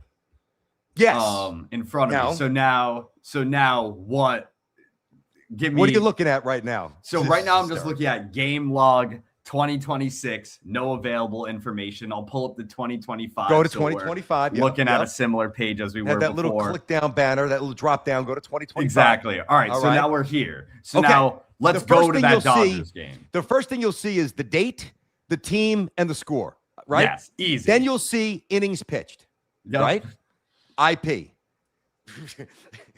And so then based on the question I asked you, hey, because I thought it was and I thought he had a bad one against the Red Sox too. Either way, it was the Dodgers where he got lit up. When I said, hey, what was that one start where he really got lit up? What you should be saying to yourself is obviously, all right, BT's saying he got lit up. So he had a, if you get lit up, you're not pitching 8 innings. So let me just look north-south, innings pitched, 6 innings, no, 5 2/3, no, 7, no. 1.1. Exactly. And then what you do is now you start scrolling. All right, innings pitched, runs, hits, earned runs, walks, strikeouts, pitch count, blah, blah, blah. You get a little deeper into it. There we go. Okay, now I got it. Yeah. That's a little easier. Thank you for that. I'm going deep after this. I'm about to watch a whole video break it down at all. You're officially trained now. I think you're good to go. Thank you. I think you're good to go. Oh man. Hey, by the way, in case anybody just tuned in, drop that. We got a big initiative tonight here. Can you get that Jets Collective? Absolutely. Look at this. The debut episode. The first live show tonight. This is going to be absolutely awesome. Obviously, guys, go and give that a sub. Check it out. So we will do it every single, and I believe the days tonight, certainly at 7. But I believe going forward, we will do Tuesdays. And, what we're trying to do, obviously, is find a day where, obviously you play a game on Sunday. You want to unpack things on Monday. You're still unpacking things on Tuesday. We thought about, maybe Wednesday, like when the coaches talk and you start to turn the page for the new week. Anything later in the week, like Thursday or Friday, is no good because now you're too far past the previous game. And obviously we'll get very weedsy on this stuff with Rich, who covers the team and has been there forever. Great guy. Jake Asman, who is really good with this stuff, very opinionated. Definitely gonna deliver some strong opinions like me and like Rich.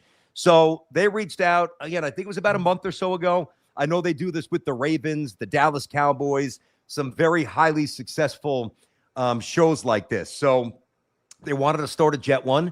They wanted to gauge my interest, and when I found out like who was on it, what it entailed, we had to dot some I's, whatever, do a little business. We took care of that. Boom. We have the whole team behind it. So we'll be able to collaborate on some of this stuff, and that is going to be Tuesdays at 7. So make sure you guys check that out. Of course, on YouTube, and they'll have all the shorts. They'll cut up all the stuff, and we'll get big guests. And obviously, this is going to be a thing where it's going to be all year now, where we'll kind of piece together a little bit. So I know that Jake and I disagree on the retention of Aaron Glenn, although as the year went on, I'm not so sure I really want to fight him on that tonight because he fell asleep at the combine. I mean, did he really fall asleep? We said that he did. I don't know. Maybe he was scrolling, whatever. But I'm not gonna stick a cross in the ground or my flag in the ground for that. For Aaron Glenn is a great coach, but I'm sure we'll have some good debates. And then obviously Rich is Rich. He's just who's awesome. I used to have Rich on the show all the time back in the day at 1050. That was really. So I've known Rich for a long time. Just start to get to know Jake. I was on his show he's got a Big Jets podcast. I was on his show about a month and a half or so ago. As a matter of fact, Jake actually, I think it was the Dallas trip. He came to Dallas on one of my jet trips there, which is something else we'll do this year as well. I don't need to just inundate you with plugging stuff now. But that's where I really met him. Good dude. Loves his Jets, loves his football, strong opinions. So that's coming up tonight. What else do we need to get into here? Anything else there, Jay? If you want to pop some text up there, I'll let you control some of that stuff. You definitely got some good comments from JP Girl Dad. Would Yankees and Royals both do this hypothetical trade? Spencer Jones, Lombard, and say Will Warren or Gill for Bobby Witt. Okay, so you got to look at this a couple of ways. Keep that up. Number one, I don't think Spencer Jones is ever going to be a major league player. I just don't. I'm not saying he'll never get a call up. Obviously, with that tantalizing power, at some point he'll get a little look, right? Mm-hmm. To me, he's entering the non-prospect stage. You're 25 years old, dude. You're 25, 26. He's not one of these kids who played in high school where sometimes it takes a little longer. And I don't mean the superstars like Witt. But even Volpe was a first-round pick and obviously made the majors right away. Didn't go to college. He played at Vanderbilt, And when you're playing in the SEC, I mean, that is better than rookie ball, and it's better than A ball. So, like, if you're banging in the SEC, you're a bowler, So you generally, it's a pretty good read on what kind of player you're going to be. I know he can run. I know he's got a good arm. Strikes out 35% of the time, man, and he struck out 35% of the time in A ball, a double A. What is he going to be in the majors when the pitching is just that much better and the pressure? No, I don't think that the Yankees, I know the Yankees don't view him as favorably as the way some Yankee fans might still and wish that the Yankees did. That's number one. I can tell you that that's true. Doesn't mean it can't change, okay? But right now, and I said this last year as well, they don't, because he had a big spring a year ago, and I told you guys no chance to make the team, and I told you why. And I was right, because I found out from a source, not just making stuff up. Number one. Number two, I mean, let's face it. Lombard, to me, I feel like he's going to be a little different, certainly different defensively than Volpe. Much better arm. I think Volpe's fast, but I think Lombard's a little different in that regard. Lombard's got to put some numbers up this year. I know he's young, but there's a lot of young players who Double-A, I believe he's starting in Double-A. You want to see him cook for the first 2 months. Have an OPS of 900, hit 8-9 home runs and 13, 14 doubles, and just hit 320, like dominate and steal and run wild, right? And then get the call to AAA and just kill it. Like, you want to see that. But until we see it, I can't say that he's definitely going to be that guy. And then, Will Warren is obviously a nice back of the rotation, young, interesting piece, maybe for a potential trade down the road. And, I think the bloom's off Louis here a little bit. But I just wanted to give you the Yankee rundown, because anytime trade possibilities come up, we always look at it from our perspective. Why in the world would the Kansas City Royals get rid of Witt? To me, Witt is the best all-around player in baseball. He's a better all-around player than Ohtani. He's a better all-around player than Judge. He's a better all-around player than Soto. He's a better all-around player than everybody. Mookie Betts had a weird year. So, but like going into last year, better all-around player than Mookie Betts, all these young studs. It's Witt. Witt's the guy. Do you see those plays he made in the WBC at shortstop every night? So no, and not only that, first of all, he just got an extension, and he got a very team-friendly extension. So, the Royals have to operate with a different financial model than the Yankees do, and the Dodgers and the Mets and some others. So, there's that aspect of it, and he's happy there. They got him, 70 cents on the dollar. If they would have let this thing run out, that guy would have got more than Soto, based on his age and based on his position and based on his projectability. And based on how young he was when he came up, and the lack of controllability that the Royals now have this deep into his career, he did them a solid. So that tells me he's really enjoying playing for the Kansas City Royals. So no, there's nobody in baseball that would make that trade. Even if you threw in, I'll take it 3 levels further. If it was Spencer Jones, Jason Dominguez, Lombard, Volpe, Warren and Heel. For him, they're not making that trade. So, no, there is no way the Yankees would do it in a heartbeat. No way the Royals would do it. What else you got? Let's see. Here's another one from Charlie F. BT, would you ever get into fantasy baseball or football talk on the show if you have enough time? Are you into that yourself? You're a numbers guy.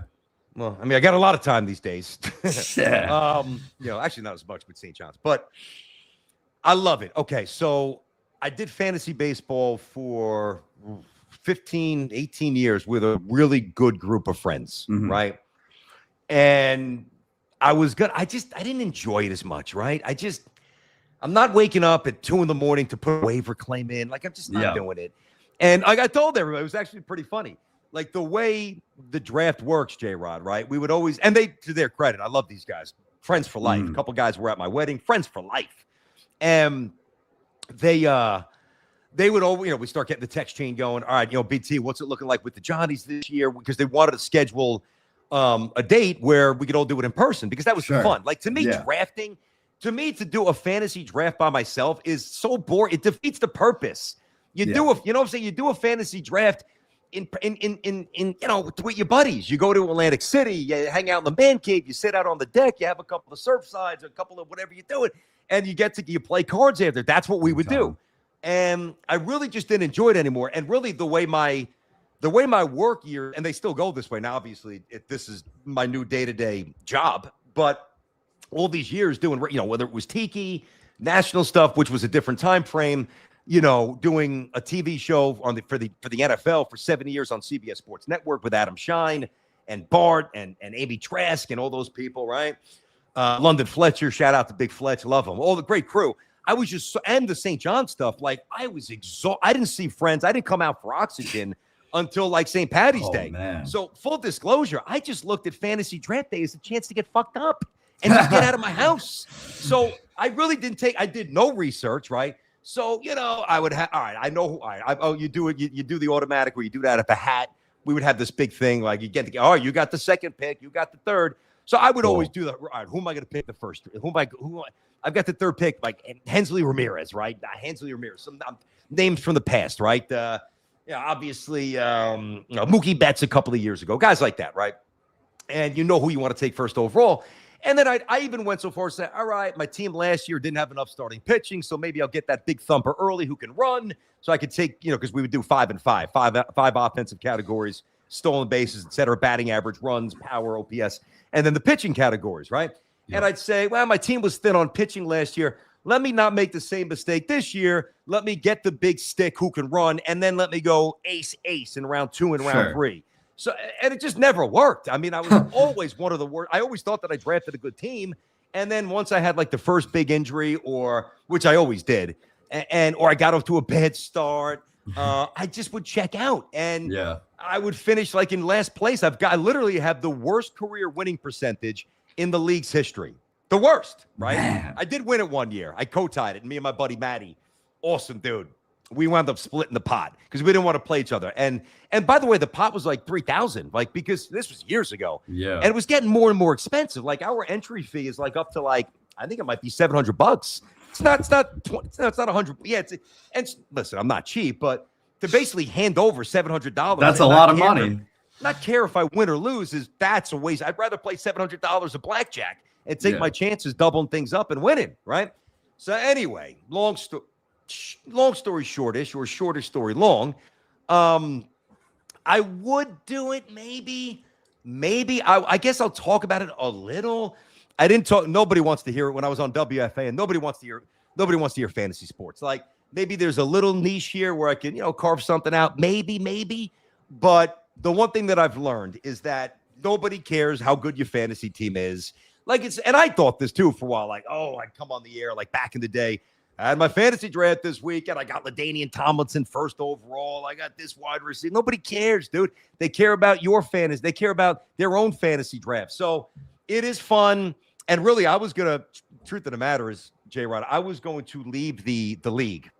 Okay. I was going to quit the league a couple of years ago, and I decided not to. And I didn't do it because one of my best friend's dad passed away, and Shelly. The best man. Love him. This guy. Oh my God. Rest in peace, Shelly. Just a good man. And I'll tell you how tight I was with Shelly in a minute. This is how close I was with him. And he was in the league before me. And I was in the league for 18 years. Both of his sons were in the league. And man. And I was getting ready to tap out, and then he passed away. I'm like, there's no way I'm not going to be at that first draft in honor of Shelly. We all did a toast for him, right? And then I did it one more year symbolically out of respect to Shell. And then I'm just not into it anymore. So I don't do fantasy baseball. But this is how good a guy he was. So his son Dan was my roommate at Marist, right? Awesome. And we lived off campus. Dan came in. Dan was a great junior college baseball player. Great, right? And then he just partied too much and didn't really do much at Marist. But he was awesome when he came in, right? So Dan and I are living together off campus. We had this great apartment. We had so much fun, man. Remember I told you the story the other day when I threw the Sega out the window when I lost. Yeah, of course. Yeah, I was playing him. That's too funny. Because I was always playing him because he was my roommate, he's my boy, right? And we would always do that before we went out. So anyway, Shelly would call, And hey, Brandon, it's I always say Mr. Malovany, and then it just became Shelly, Shellman, because that was the name of his fantasy team. Shell, what's going on? But back then it was always Mr. I was in my early 20s. Respect, Sure. Mr. Malovany, how are you? So he would call, and he'd say, hey, is Danny? They always say Danny. Hey, is Danny there? Talk to Danny, and a teacher from Rockland County, really a good man. Like we became so close, and we enjoyed talking to each other so much. Dan would be right next to me. I would talk to Shelly for 25, 30 minutes. That's awesome. And then he man. would be like, just tell Danny I'll call him tomorrow. It was Danny. That's Like, too funny. I would talk to him the whole time. That's the kind of guy that he was. So that's awesome. that's maybe a longer story worth sharing, But one thing I was thinking about doing, and I didn't do it. I really should. Next year we'll do it. It snuck up on me. How about a little March Madness Bracket. tournament bracket? Yeah. Yeah, we gotta. Because I mean, I cooked one up, but we didn't really do like a reveal or anything like that. No. But next year, I mean, obviously, gotta get on that. Oh man. All right, dude. What else? I think we got the Jet Show tonight. Oh, what else? I can't What wait else? to tune into that. I'm like so excited. I'm excited. That's gonna be great. I got to figure out, do they have a graphic behind me? Is it the BT Unleashed logo? That would be some nice extra pub right there. Yeah, I don't there know. we go. I've got to talk to the producers and everybody how we're going to do that there. But that'll be tonight. Obviously going down to D.C. St. John's playing Friday night at 7. I'll go down on Thursday. Yes, sir. It's going to be tough to get Rick on the show, man. I almost don't want to bother him. You know what? Oh, God, I really don't want to bother him tomorrow. He's got so much national media, and he'd probably do it, but I don't even think I'm going to reach out. I don't want to take advantage of him. Still working on Stephen A for the week. There we go. That would be, I mean, right now you and him are kind of the guys caught up in like the craziest beefs in sports media right now. I saw that. Him and Whitlock, right? I mean, I don't know if you saw the original clip from I saw Whitlock. it. It Of is the craziest thing. I saw it all. Yeah, that's ridiculous. I saw last night he was doing something where he actually, I think he started like a GoFundMe page for it. He threw money. He was throwing $100 bills. I was cracking up, dude. Yeah. It was so funny. But I mean, that from Whitlock was just the biggest, like, not even bait, just like ridiculous claim. Just maybe similar. Just to rile someone up, like and again, if you just tuned in, I wasn't going to talk about anything today. I addressed what he said yesterday to start yesterday's show on this show Unleashed there. And I was fine with that. And I was very secure with what I said. I felt good I believe what I said. And I was prepared to move on. And I got a lot of texts from people that supported me, which I appreciate. But, we had to say something again today. And so I started the show with that today here. So that was today's show. A lot of good baseball stuff. We got the Jets Collective tonight. What do we got here? I got a couple. Hit me up. Questions. Yeah, good. Let's go. When do you plan on attending your first game in the Bronx for the 26th season? Plus, Unleashed at Yankee Stadium. Oh now, here's God a thought. Almighty. Yeah. I mean, this is up to you, but I think what we could do is maybe that first game or maybe one of the first games you try to get out to Yankee Stadium. Maybe we can kind of do a little meet, kind of get the community together, meet each other, do something like that. Only if you be interested. I know. No, I would absolutely be interested. See, the thing is, like, I'm never going to get access as an independent, YouTube show now. I'm not going to get access by the Yankees. So like, that's just not going to happen.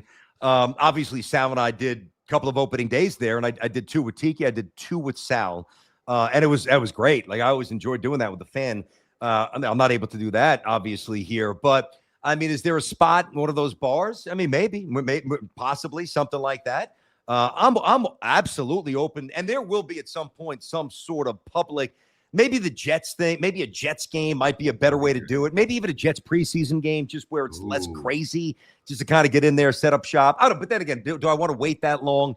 I probably don't. And to answer the question, I will go to. I mean, the answer is always opening day. I'm not going to opening day this year. We go as a town, right, where all the teams in my town, and the Yankees are great with this. They're so good with this, where we actually get to go on the field. Right. And all the baseball players and all the softball players wear their jerseys. And we go on the field and we actually walk around the entire perimeter of the field before the game on the dirt, on the warning track, right?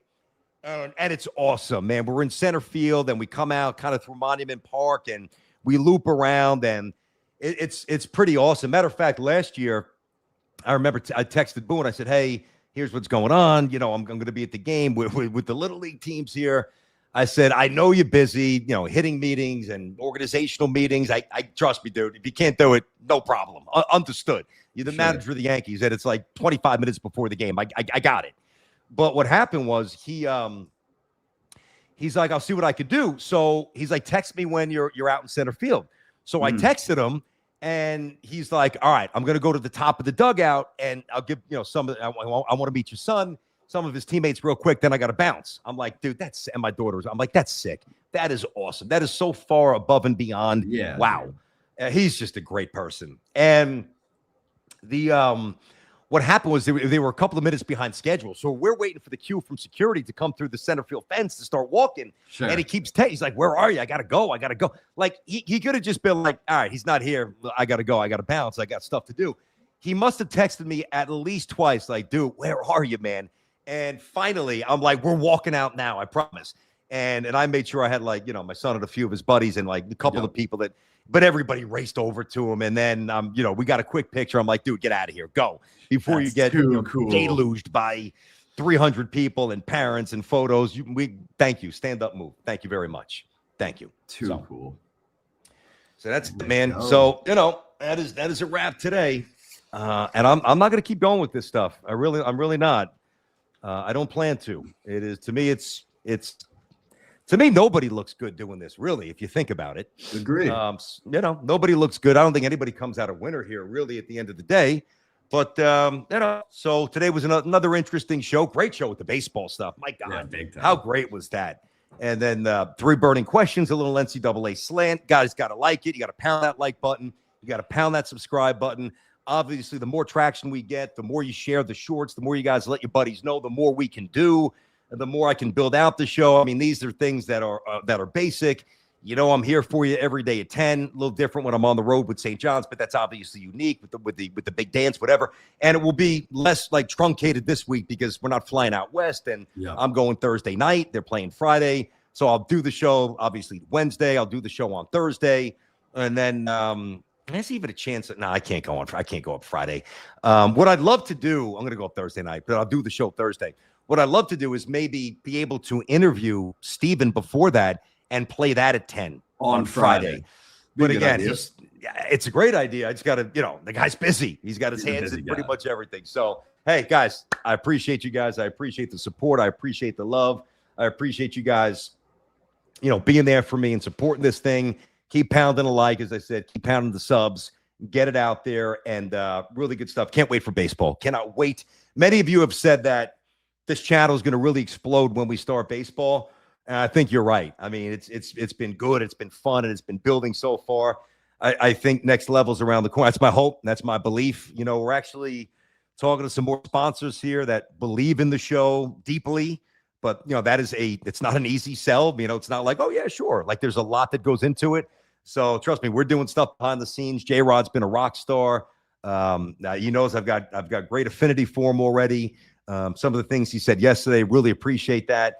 And we just keep moving, and we just keep doing what we do, and we keep doing it as well as we do it, or as well as we give it our best effort. That's every day going to get my best here. So I got to bounce. Have a great Tuesday. All right. Again, the shorts, all the other stuff. Sub it out, like it out, all that stuff. Have a great Tuesday, and I will catch you guys tomorrow right here on Unleashed. Peace.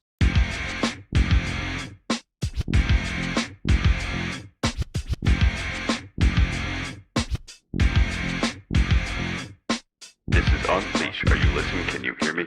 This is Unleash. Are you listening? Can you hear me? This is Unleash. Are you listening? Can you hear me? This is Unleash. Are you listening? Can you hear me? With your